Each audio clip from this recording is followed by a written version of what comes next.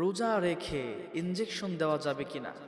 আমাদের দৈনন্দিন জীবনে অসুস্থতার কারণে কিংবা ব্যথা বেদনার কারণে অনেক সময় চিকিৎসক ডক্টরগণ আমাদেরকে ইনজেকশন পরামর্শ দিয়ে থাকেন, প্রেসক্রিপশনে দিয়ে থাকেন। এখন প্রশ্ন হচ্ছে, রোজা রেখে আমরা ইনজেকশনগুলো দিতে পারবো কিনা? এই প্রশ্নটা আমাদের অনেকের মনেই একটি কৌতূহলের ভাষা বাঁধে এবং আমাদের জন্য অত্যন্ত জানার বিষয় যে রোজা রেখে আমরা ইনজেকশনটা আমাদের শরীরে পুশ করতে পারবো কিনা। এক্ষেত্রে রোজা রেখে ইনজেকশন দেওয়ার দুইটি পয়েন্ট এবং দুইটি বিষয় রয়েছে।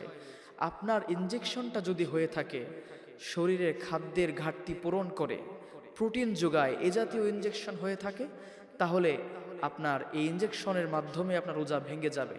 যেমন গ্লুকোজ কিংবা স্যালাইন এবং শরীরের আপনার খাদ্যের যে ঘাটতি আছে সেটাকে পূরণ করে ফেলে।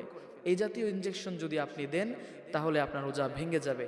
আবার এক ধরনের ইনজেকশন এমন রয়েছে যেগুলো অ্যান্টিবায়োটিক, যেগুলো ব্যথা বেদনা কিংবা মারাত্মক ক্ষতকে সারানোর জন্য চিকিৎসকগণ আমাদেরকে পরামর্শ দিয়ে থাকেন। সেগুলো খাদ্যের কোনো ঘাটতি পূরণ করে না এবং শরীরে পুষ্টির কোনো যোগান দেয় না। সেক্ষেত্রে অবশ্যই এ জাতীয় ইনজেকশনগুলো আমরা রোজা রেখেও যথারীতি দিতে পারি। এতে আমাদের রোজার কোনো সমস্যা হবে না এবং আমাদের রোজাও ভাঙবে না। কারণ এক্ষেত্রে ফিকহের একটা মূলনীতি হয়েছে, ইন্নামাল ফিতরু মিম্মা দাখলা।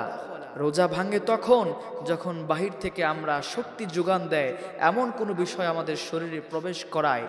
ওয়ালাইসা মিম্মা খরজা, আর যা শরীর থেকে বের করে দেয়, শরীরের খাদ্যের কোনো উপকারে আসে না, শরীরের পুষ্টির কোনো ঘাটতি পূরণ করে না, এ জাতীয় কোনো ইনজেকশন, এ জাতীয় কোনো বিষয় আমাদের রোজাকে ভাঙে না।